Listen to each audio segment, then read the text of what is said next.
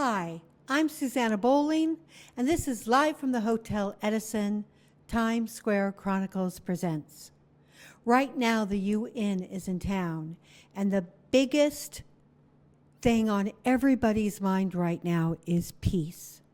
Today, we have with us Her Royal Highness, Ambassador Dr. Andrise Bass. Dr. Andrise, Her Royal Highness, you hide that. Why? Because I don't go by the title. I like people to get closer to me. I feel like sometimes the title push people away. And yes. Really? Yes. Because if you want to feel close to the people, because sometimes they have to feel the hierarchy, the protocol. And since I teach protocol, I try to remove a lot of titles. That's why people can get closer to me. The communication can be better. Well, you have so many of them. You're also the ambassador. Can you talk about what you're... First of all, Her Royal Highness, where? From Ivory Coast. Is a little town because they are president, but they also keep the tradition Right. of princesses, king and queens. It's still part of the tradition. And you're the ambassador. Ambassador of what? Yeah, Global Peace Ambassadors is a program I'm following up since 2016. At the beginning, when they was putting a bill to have peace building council or peace building office in Washington, the bill never went through, but it's still there. They call it HR 1111. And based on that, we saw the same way we talking about Human Rights Council, we're talking about nurses, but peace is a part of the foundation of human rights. Absolutely. Without peace, everything is. It's just like you got the chair missing a one foot, because peace is part of it. And by creating that atmosphere, and I was appointed as a Global Peace Ambassador, U.S. Country Director, and I keep the title, and my job is to train other people to do the same. If I'm not mistaken, because Prince Mario Max introduced us, you train the people at the UN how to behave. Yeah, it's not it's not only at the UN. I'm not going to say at the UN because UN got this own core to do that because they are member states who well trained. But people who associate with the UN or want to know how to work with the UN, because you can see it's not everybody can be inside that building. As for if you have the opportunity to be inside that building, you take from inside the building, you bring outside to the one who cannot be inside the building. That's the way we can live by the six core principle of the UN, the six pillars of the UN. At one point, I was actually one of the resident singers of the UN, along with Gemma Boulos. And the protocol was insane. It was actually really disheartening to sing there because nobody can clap. Because if somebody claps louder than the other person, they have fits. And there was this man, he was so black he was blue, and he had the biggest smile, and his teeth were super white. This man was the reason I got through everything, because whenever I sang, he would come up to the stage at it's the Dog Hammerstein, right? Mm-hmm.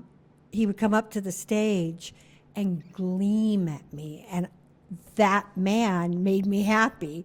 But all the rest of the people, I was like, do you not like what I'm doing? Did I do something wrong? Because you honestly feel that way. Yeah, it's the pain of the womb.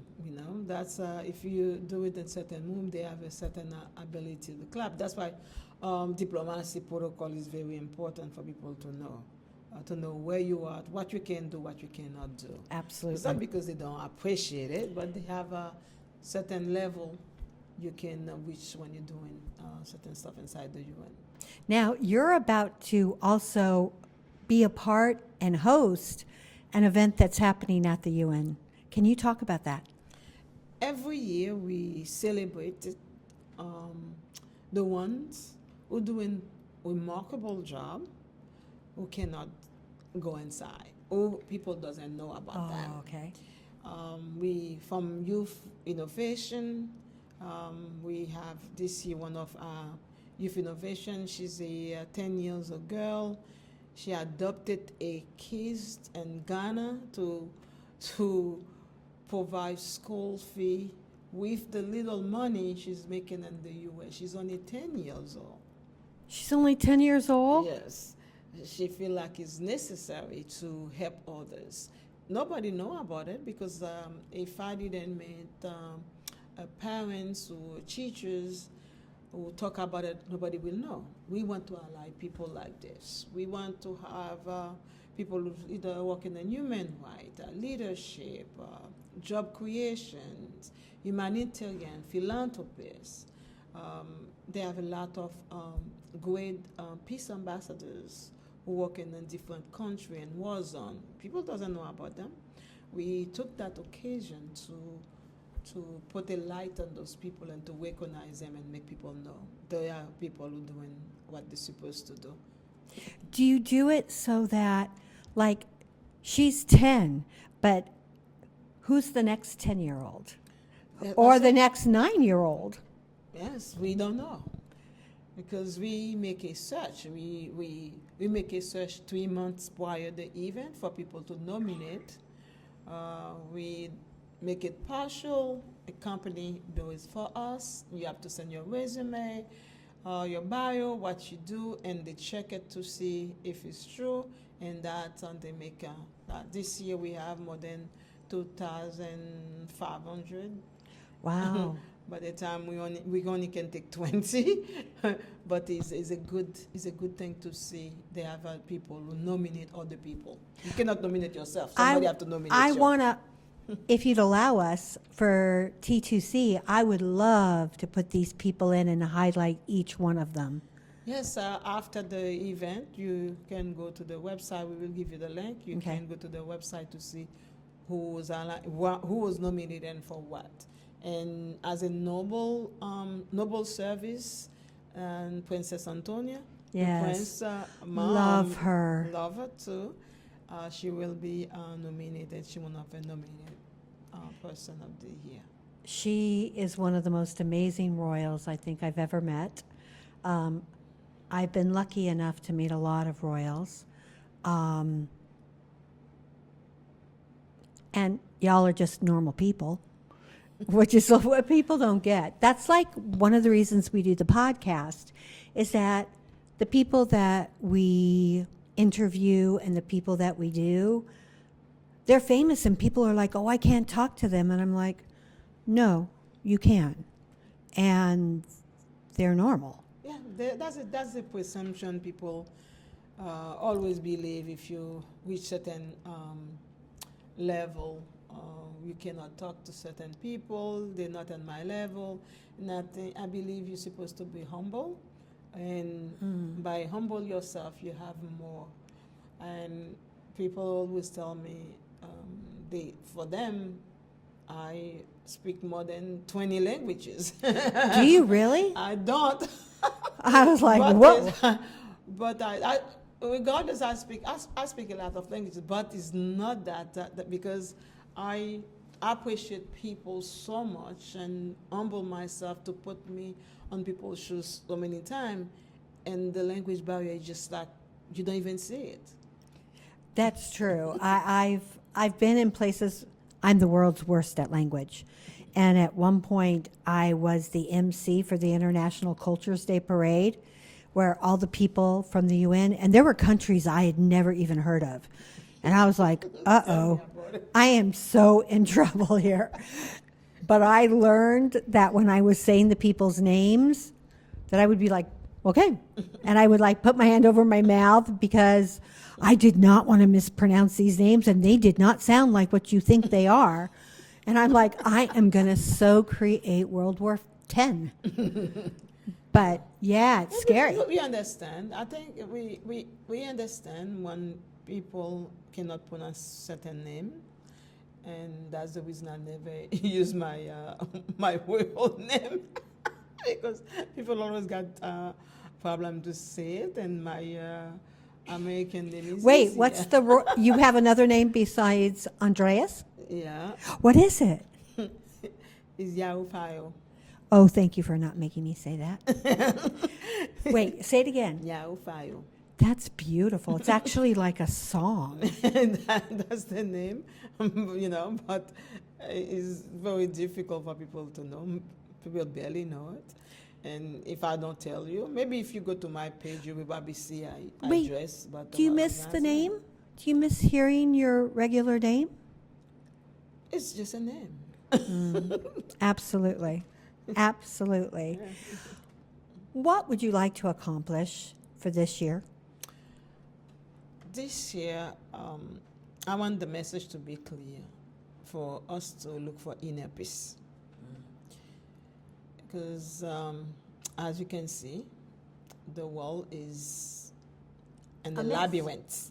Oh, yeah. Good We're in the labyrinth. It's like we're fighting and asking for freedom from our own self.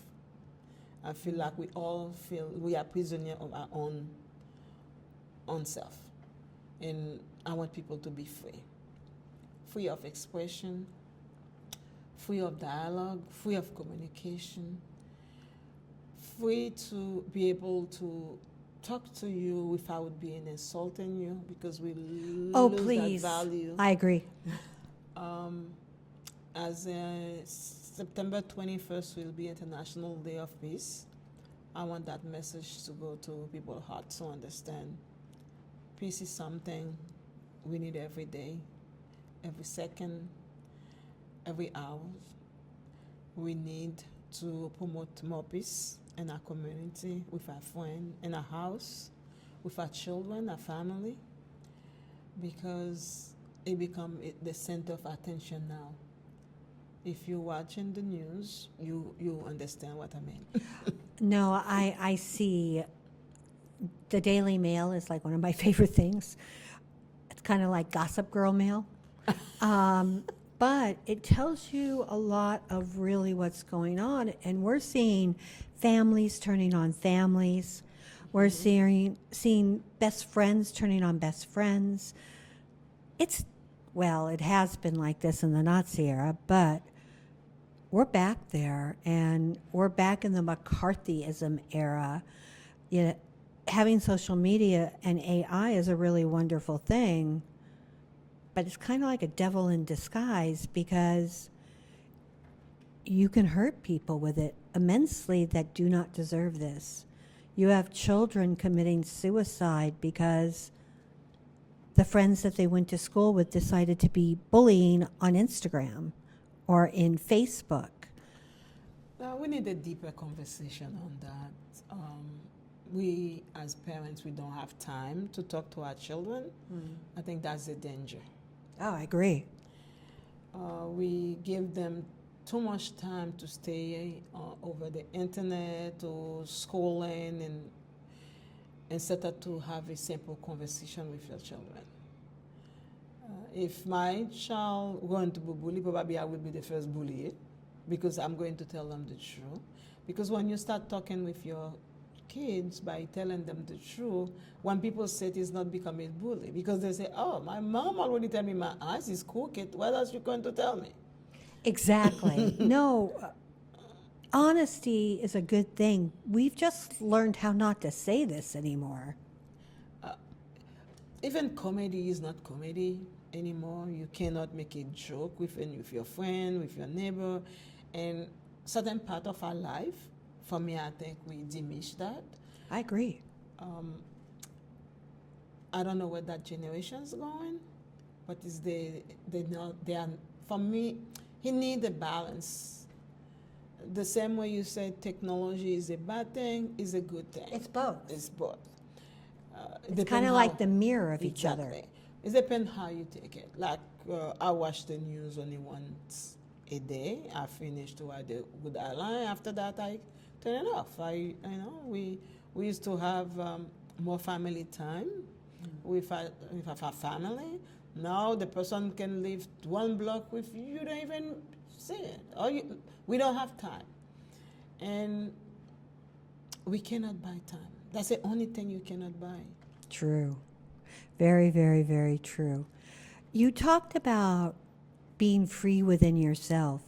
Do you think in this day and age that we even know how to do that, considering all of the input that's being put in of you're supposed to be like this, you're supposed to be like that, you're this, you're that? Can we really get to the essence of who we are? Yeah, we can. I have a program I call it GIZZLE. It's a global youth sustainability and impact leaders. Wait, say that again. Global youth sustainability and impact leaders. It's a group I created for youth. It's a 6-month program where the youth can learn themselves, geopolitics, public policy, human rights, peace building, business, and also how to interact, peer communication, how to do a storytelling, to tell people their life by storytelling, that's the way they can free themselves. The first thing I always ask the youth to do, who are you? And it's not only for youth.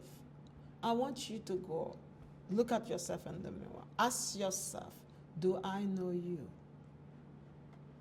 Do you know yourself? Because if you know yourself, nobody can bully you. True. I've had things happen to me in my life that were not so great, but the lessons that I learned from them are immense. I slipped and fell at Duane Reade, and I literally walked out of my body for 2.5 years. And I would look in the mirror, and I honestly would not know who I was. And there was one day when I started to sweat profusely. I went to the bathroom to throw water on my face, and when I came back up, I knew who I was. And I was so grateful for that moment, because where I was for 2.5 years, I now know, but I didn't then. Yeah. So that turned out to be a blessing in a strange way. Yes, it's a mental stage. I want, because I believe in meditation. Yes. Some people call it prayer. I believe in all of that. I pray, but I meditate a lot. And every day I ask the universe to help me to know myself better. To be kind, to be humble, to be a good listener. Because we miss that. Nobody wants to listen to nobody. Everybody knows. I know. And I always say, I don't know anything. I'm trying to understand. Because I say, if I know I will be an angel, I don't think you will know me. Well, I'm Aquarian, and our statement is I know. And so I'm constantly fighting against my nature to say, no. I always say people, no, what do you think? I know everything? No. If I know, I will be an angel. Because nobody will know everything who's in that earth. And I like comedy. I like to laugh. Not like it. I do my work. When I'm at work, I'm very serious. My kids tell me I'm like an octopus.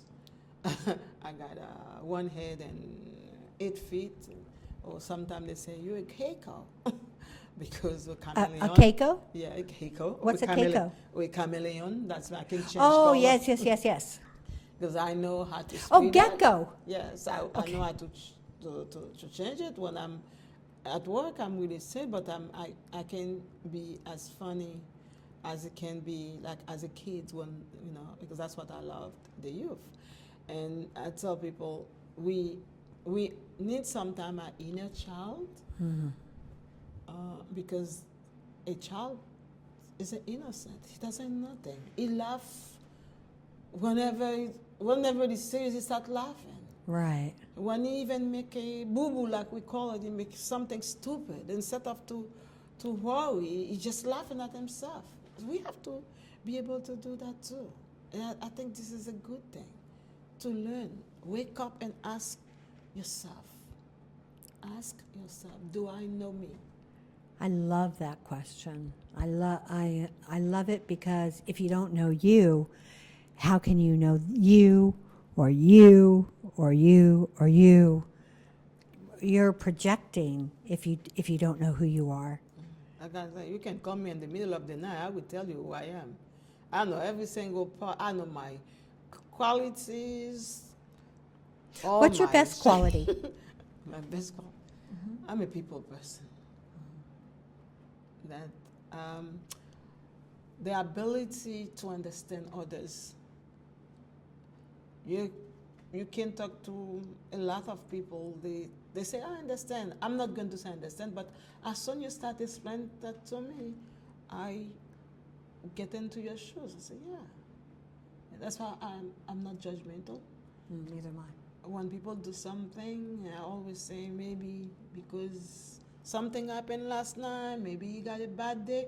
And I always say people never got mad at me. You don't know me, how you going to get mad at me? So that's why I always say, no, say, you're mad at yourself. My friends get shocked at me because, except for two people that I can name, I can do that for everybody. These two people did stuff that a little hard to see their lives and walk in their shoes. But yeah, and when I'm like, no, I don't like them and I don't like them, my friends are actually shocked, and they're the ones that say this is going to hurt your soul, which I love about my friends. It's funny because since I was a kid, I'm always like that. When I become an adult, if I tell you I don't like someone, it's so hard. Very rare.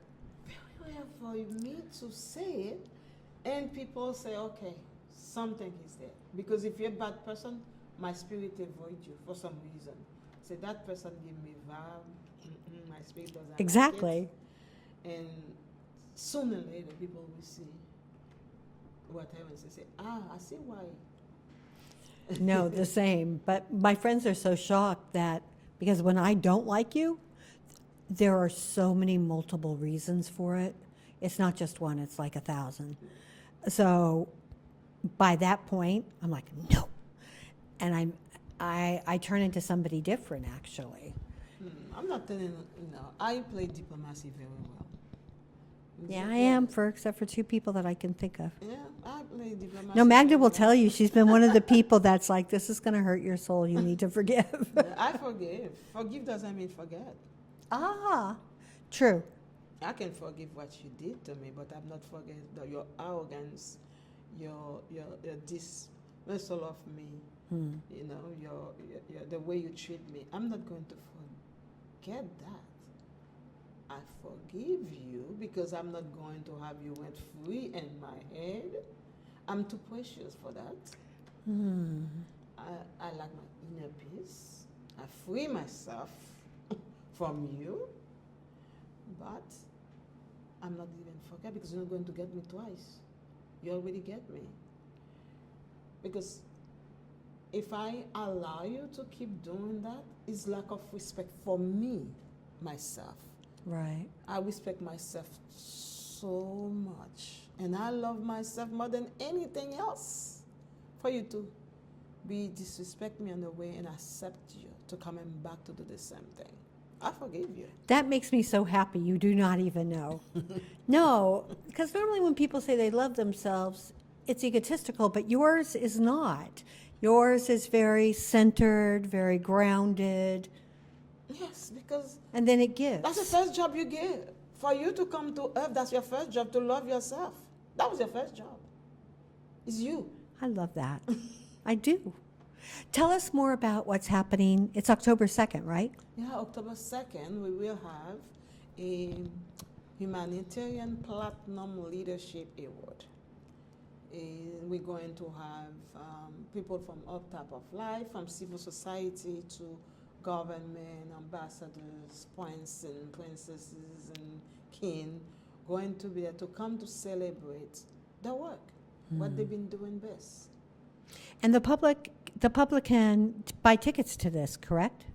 That we cannot say. Okay. Look on my website, it'll be there. Hey, I can say it. Yes. If you need more info, they can follow If you need more information, look at the website and I will tell you more. Yes, because for security reasons, they have certain stuff we can't say, we cannot say.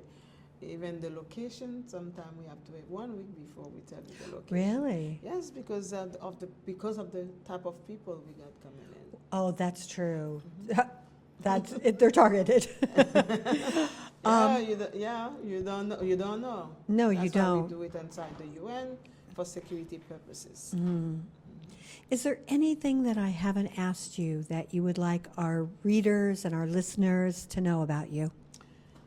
We, every 3 months, at the Institute of Public Policy and Diplomacy Research, we have a training in international peace practitioner. We are the only one who offer it. We do it as the way we can show people they have more job opening if you want to go to work with the UN, international affairs, foreign affairs, embassy, one a non-profit, or working in your own business. We offer that course. Is every 3 months.